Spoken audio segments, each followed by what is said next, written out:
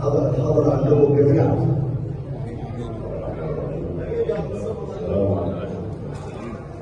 سيدنا محمد النبي وعلى آله وصحبه ومن اتبعهم بإحسان إلى يوم الدين.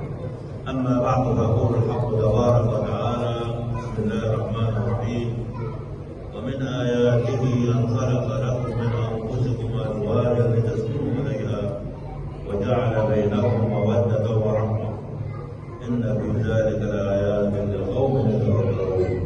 ويقول النبي صلى الله عليه وسلم: تناسلوا تبصروا فإني مبال بكم الأمم يوم القيامة. صدق رسول الله صلى الله عليه وسلم. والآن بسم الله الرحمن الرحيم. بسم الله الرحمن الرحيم. والصلاة والسلام على أشرف المرسلين سيدنا محمد النبي الأمي وعلى آله وصحبه ومن اتبعهم بإحسان إلى يوم الدين. زوجتك موكلتي زواجا شرعيا على كتاب الله تعالى وعلى سنة رسوله صلى الله عليه وسلم وعلى الصداق المسمى بيننا بالمجلس عاجله وآجله ونحن على ذلك من الشاهدين.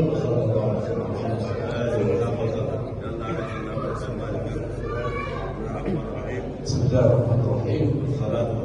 والصلاة والسلام على أشرف المرسلين سيدنا محمد النبي الأمي وعلى آله وصحبه ومن اتبعهم بإحسان إلى يوم الدين. قبلت زواج موكلتك زواجا شرعيا على كتاب الله تعالى وعلى سنة رسوله صلى الله عليه وسلم وعلى الصداق المسمى بيننا بالمجلس عاجله وعاجله ونحن على ذلك من الشاهدين.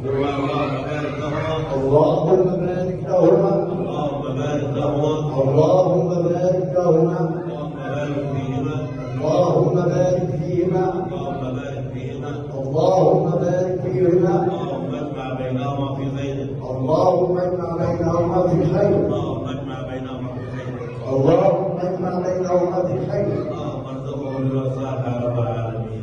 اللهم ارزقهم بالسعادة يا رب العالمين. وصلى الله على سيدنا محمد صلى الله على سيدنا محمد وعلى آله وصحبه وسلم.